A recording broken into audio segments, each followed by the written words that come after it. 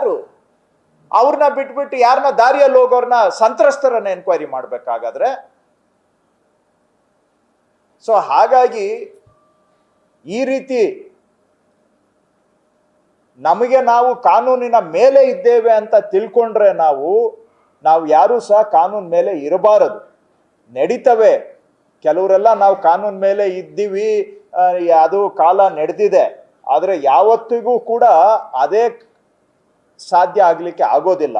ನಾವೆಲ್ಲರೂ ಕಾನೂನಿಗೆ ತಲೆಬಾಗಬೇಕು. ಹಾಗೂ ನಾವ್ಯಾರೂ ಕೂಡ ಕಾನೂನು ಮೇಲೆ ಅಲ್ಲ ಅನ್ನುವಂಥದ್ದು ನನ್ನ ನಂಬಿಕೆ. ಅದಕ್ಕೆ ನಾವೆಲ್ಲರೂ ಕೂಡ ಬದ್ಧರಾಗಿರಬೇಕು. ಒಂದು ಫ್ಯಾಮಿಲಿ ಆಗಿದ್ದ ಕೂಡಲೇ ಏನು ಕಾನೂನಿನಿಂದ ಹೊರಗಿದ್ದಾರ? ಯಾಕೆ ಇವ್ರನ್ನ ಮಾತ್ರ ಎನ್ಕ್ವೈರಿ ಮಾಡ್ತಾ ಇದ್ದೀರಿ ಅಂದರೆ ಇನ್ಯಾರು ಮಾಡಲೇಬಾರ್ದು? ಹಾಗಾದ್ರೆ ಇನ್ವೆಸ್ಟಿಗೇಷನ್ನೇ ಮಾಡಬಾರ್ದು ಅಂತ ಹೇಳಿದ್ರೆ ಇಷ್ಟು ಮಹಿಳೆಯರ ಮೇಲೆ ದೌರ್ಜನ್ಯ ಯಾಕೆ ಮಾಡಿದ್ರಿ? ಯಾರನ್ನೋ ವಯಸ್ಸಾದವ್ರನ್ನ ಕಿಡ್ನಾಪ್ ಮಾಡುವಂತ ಪ್ರಯತ್ನ ಯಾಕೆ ಮಾಡಿದ್ರಿ? ಹಾಗಾಗಿ ಒಂದು ತಪ್ಪು ಮಾಡಿದಾಗ ಅದಕ್ಕೆ ಪರಿಣಾಮವನ್ನ ಎದುರಿಸಬೇಕಾಗತ್ತೆ. ನನ್ನದು ಅಷ್ಟೇ ವಿಷಯ. ಇದರಲ್ಲಿ ಎಲ್ಲೋ ಒಂದು ಕಡೆ ಇನ್ನೊಂದು ಹಂತದಲ್ಲಿ ನಾವು ಮಾಡಿದ ತಪ್ಪನ್ನ ರಕ್ಷಣೆ ಮಾಡ್ಕೊಳ್ಳೋದು, ನಮಗೆ ರಕ್ಷಣೆ ಮಾಡ್ಕೊಳ್ಳಿಕ್ಕೆ ಜಾತಿಯನ್ನ ತಂದು ಅಡ್ಡ ಇಟ್ಟು ಜಾತಿಯಿಂದ ರಕ್ಷಣೆ ಪಡೆಯುವಂತಹದ್ದು ಇನ್ನೂ ಇಡೀ ಜಾತಿಗೆ ಅವಮಾನ ಆಗುತ್ತೆ. ಇದರಿಂದ ಯಾರೋ ಒಬ್ಬ ವ್ಯಕ್ತಿ ತಪ್ಪು ಮಾಡಿದ್ರೆ ಹಾಗಾದ್ರೆ ಅವರು ಒಂದು ಜಾತಿಗೆ ಸೇರಿದವರು ಅಂತ ಇಡೀ ಜಾತಿಯವರು ತಲೆ ತಗ್ಗಿಸ್ಬೇಕಾ? ಈ ಸಂದರ್ಭದಲ್ಲಿ ಒಂದು ಜಾತಿಯನ್ನ ತಂದು ಅಡ್ಡ ಇಡೋದಿದೆಯಲ್ಲ, ಇದು ಇಡೀ ಆ ಸಮಾಜಕ್ಕೆ ಮಾಡ್ತಕ್ಕಂಥ ಅವಮಾನ ಅನ್ನೋದನ್ನು ನಾವು ಅರ್ಥ ಮಾಡ್ಕೋಬೇಕು. ಮಾಡಬಾರದನ್ನ ಮಾಡಿ ಜಾತಿ ಹೆಸರಿನಲ್ಲೋ, ಧರ್ಮದ ಹೆಸರಿನಲ್ಲೋ, ಮನೆ ಹೆಸರಿನಲ್ಲೋ ರಕ್ಷಣೆ ಪಡ್ಕೊಳ್ಳುವಂತಹದ್ದು ಅದು ಇನ್ನೂ ಹೀನಾಯ. ಸೊ ಹಾಗಾಗಿ ಗೌರವವಾಗಿ ಇನ್ವೆಸ್ಟಿಗೇಷನ್ ಸಂಸ್ಥೆಗಳ ಜೊತೆ ಸಹಕಾರ ಮಾಡಲಿ, ಇನ್ವೆಸ್ಟಿಗೇಷನ್ ಅಲ್ಲಿ ಅವರೇನಾದರೂ ನಿಷ್ಪಕ್ಷಪಾತವಾಗಿ ಮಾಡಲಿಲ್ಲ ಅಂದ್ರೆ ಪ್ರಶ್ನೆ ಮಾಡೋದಕ್ಕೆ ನಿಮಗೂ ಸ್ವಾತಂತ್ರ್ಯ ಇದೆ, ಎಲ್ಲರಿಗೂ ಸ್ವಾತಂತ್ರ್ಯ ಇದೆ. ನಿಷ್ಪಕ್ಷಪಾತವಾದಂಥ ತನಿಖೆ ಆಗಲಿ. ಅದನ್ನ ಬಿಟ್ಟು ನಾವು ಬೇರೆ ಕಡೆಗೆ ಗಮನಗಳು ಕೊಡುವಂಥದ್ದು ಸರಿಯಲ್ಲ. ಯಾಕೆ ಅಂದರೆ ಪ್ರಾಕ್ಟಿಕಲ್ ಆಗಿ ರಾಜಕೀಯದಲ್ಲಿ ನೀವು ಹೇಳ್ಬೋದು ಇವೆಲ್ಲ ಭಾಷಣ ಮಾಡೋದಕ್ಕೆ ಸರಿ, ರಾಜಕೀಯದಲ್ಲಿ ಹಿಂಗೆ ನಡೀತದ ಸ್ವಾಮಿ ಅಂತ. ಇಲ್ಲ, ನಡೆಯೋದಿಲ್ಲ, ನಾನು ಒಪ್ಕೊಳ್ತೇನೆ. ಆದರೆ ಹಾಗಂತೇಳಿ ಇಂತಹ ಒಂದು ಅತ್ಯಂತ ದೌರ್ಭಾಗ್ಯದ ಘಟನೆ ಇದು, ನಾಗರಿಕ ಸಮಾಜದ ಮನಸ್ಸನ್ನ ಕಲಕುವಂತ ಘಟನೆ ಇದು, ಪ್ರಪಂಚದ ಅತಿ ದೊಡ್ಡ ಲೈಂಗಿಕ ದೌರ್ಜನ್ಯ ಪ್ರಕರಣ. ಇಂಥದ್ರಲ್ಲೂ ಕೂಡ ನಾವು ಅಡ್ಜಸ್ಟ್ಮೆಂಟು, ಕಾಂಪ್ರಮೈಸ್ಗೆ ಇಳಿದು ಬಿಟ್ರೆ ಮಾನವೀಯರಾಗಿ ನಾವು ಮನುಷ್ಯರಾಗಿ ಉಳಿಯೋದಿಲ್ಲ. ಇದು ನನ್ನ ಅಭಿಪ್ರಾಯ. ಲೈಂಗಿಕ ದೌರ್ಜನ್ಯ ನಡೆದವರಿಗೆ ಶಿಕ್ಷೆ ಆಗಲಿ, ಅದಕ್ಕೆ ನಮ್ದು ಕೂಡ ಸಮ್ಮತಿ ಇದೆ. ಆದ್ರೆ ಅದ್ರಲ್ಲಿ ವಿಡಿಯೋ ಬಿಡುಗಡೆ ಮಾಡಿದವ್ರ ಮೇಲೆ ಕ್ರಮ ಆಗ್ತಿಲ್ಲ ಅನ್ನೋದೇ ಅವ್ರ ಆಕ್ರೋಶಕ್ಕೆ ಗುರಿ. ನವೀನ್ ಕೂಡ 8 ಗಂಟೆಗೆ ವಿಡಿಯೋ ಬಿಡುಗಡೆ ಸರ್, SIT ತನಿಖೆ ಮಾಡ್ತಾ ಇದ್ದಾರೆ, ತನಿಖೆ ಮಾಡ್ಲಿ. ಯಾರ್ಯಾರು ತಪ್ಪು ಮಾಡಿದ್ದಾರೆ ಎಲ್ಲರಿಗೂ ಶಿಕ್ಷೆ ಆಗಲಿ. ಕೃಷ್ಣ ಬೈರೇಗೌಡರು ನನ್ನನ್ನೇ ಗುರಿಯಾಗಿಸ್ಕೊಂಡು ಮಾತಾಡಿದ್ರೆ ಯಾಕೆ ನವೀನ್ ಗೌಡ ವಿಚಾರವಾಗಿ ಯಾಕೆ ಏನು ಮಾತಾಡ್ತಿಲ್ಲ ಅಂತ ಹೇಳ್ತಾರೆ. ಯಾರು ನವೀನ್ ಗೌಡ? ನನ್ಗೇನ್ ಗೊತ್ತು ಸ್ವಾಮಿ? ನವೀನ್ ಗೌಡ ಏನ್ ನನ್ನ ನೆಂಟನ, ನನ್ನ ಪಂಟನ, ನನ್ನ ಪಾರ್ಟಿಯವನ, ಅವ್ನು ಯಾರು ಅನ್ನೋದು ನನಗೆ ಗೊತ್ತಿಲ್ಲ. ಯಾರ್ಯಾರು ತಪ್ಪು ಮಾಡಿದ್ದಾರೆ ಎಲ್ಲರಿಗೂ ಶಿಕ್ಷೆ ಆಗ್ಲಿ.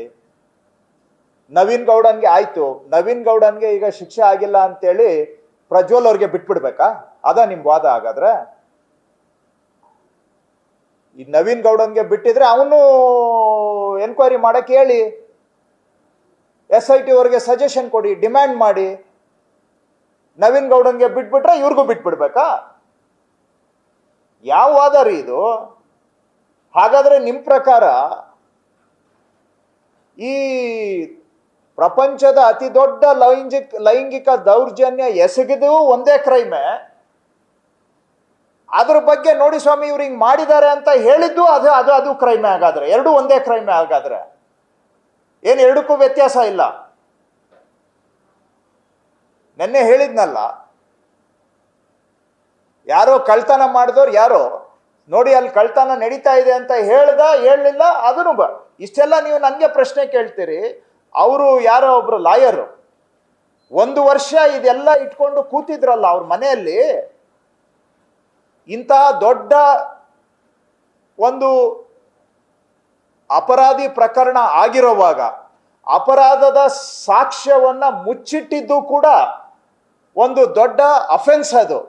ಅದನ್ನ ಯಾರು ಕೇಳ್ತಾ ಇಲ್ಲ. ಯಾಕೆ ನೀವು ಯಾಕ್ರಿ 1 ವರ್ಷ ನೀವು ಈ ಸಾಕ್ಷಿನ ಇಟ್ಕೊಂಡು ಮುಚ್ಚಾಕಿದ್ರಲ್ಲ, ನಿಮ್ಮ ಗಮನದಲ್ಲಿ ಇದ್ರೂ ಕೂಡ, ನಿಮ್ಗೆ ಇದೆಲ್ಲ ದೃಶ್ಯಗಳು ನಿಮ್ಮ ಕೈಯಲ್ಲಿ ಇದ್ರೂ ಕೂಡ 1 ವರ್ಷ ಇಟ್ಕೊಂಡಿದ್ರಲ್ಲ ನಿಮ್ಮ ಮನೆಯಲ್ಲಿ, ಇದನ್ನ ಮುಚ್ಚಾಕುವಂತ ಪ್ರಯತ್ನ ಅಲ್ವಾ ಇದು?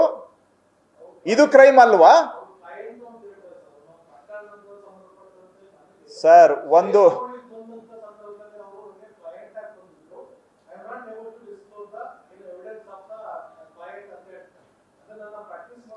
ಹಾಗಾದ್ರೆ ಹಾಗಾದ್ರೆ ನೀವ್ ಹೇಳೋ ಪ್ರಕಾರ 100 ಮಹಿಳೆಯರಿಗೆ ನಿಮ್ಮ ಕ್ಲೈಂಟ್ ರೇಪ್ ಮಾಡಿದ್ರು ಕೂಡ ಅವ್ರನ್ನ ರಕ್ಷಣೆ ಮಾಡಬೇಕು ನೀವು. ಹಾಗಾದ್ರೆ ನಿಮ್ಗೆ ಮನುಷ್ಯತ್ವ ಇಲ್ಲ, ಆ ಮನುಷ್ಯತ್ವ ಇಲ್ಲ. ಇವ್ರ ಕೈಗೆ ಒಂದು ಏನೋ ಸಾಕ್ಷಿ ತಗೊಂಡು ಬಂದು ಕೊಟ್ಟು ಅದರಲ್ಲಿ ಮೇಲ್ನೋಟಕ್ಕೆ 100 ಮಹಿಳೆಯರ ಮಾನಭಂಗ ಆಗಿದೆ, ಮನೆ ಹಾಳಾಗಿದೆ, ಮಾಂಗಲ್ಯ ಹರಣ ಆಗಿದೆ ಅಂತ ನಿಮ್ಗೆ ಗೊತ್ತಿದ್ರೂ ಕೂಡ ಅದನ್ನ ಮುಚ್ಚಿಟ್ಕೊಂಡು ಕೂತಿದ್ರಲ್ಲ. ಯಾವ ವಕಾಲತ್ ಕೊಟ್ಟಿದಾರೇನೋ ಅವ್ರು ನಿಮ್ಗೆ? ಎಲ್ಲಿ ತೋರಿಸಿ ವಕಾಲತ್ತು?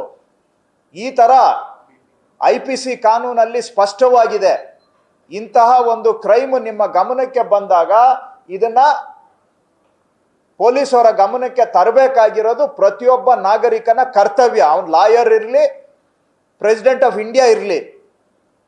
ಇದನ್ನ ಮುಚ್ಚಾಕೋ ಪ್ರಯತ್ನ 1 ವರ್ಷ ಯಾಕೆ ಮಾಡಿದ್ರಿ ನೀವು? ಅದನ್ನ ತಗೊಂಡೋಗಿ ನೀವು ಬ್ಲ್ಯಾಕ್ ಮೇಲ್ಗೆ ಯೂಸ್ ಮಾಡ್ತೀರಿ. ಇವ್ಯಾರು ಕಾಣೋದಿಲ್ಲ, ಯಾರೋ ನವೀನ್ ಗೌಡ ಅಂತೆ, ಅದು ಮಾತ್ರ ಕಾಣುತ್ತೆ. ಇವನ್ 1 ವರ್ಷ ಇದನ್ನ ಮುಚ್ಚಾಕೋದಿಕ್ಕೆ ಬ್ಲ್ಯಾಕ್ ಮೇಲ್ ಮಾಡಿದ್ದಕ್ಕೆ ಅದೆಲ್ಲ ಕಾಣೋದಿಲ್ಲ. ಅವ್ರು ಹೇಳಿದ್ದು ವೇದವಾಕ್ಯ. ಇವತ್ತು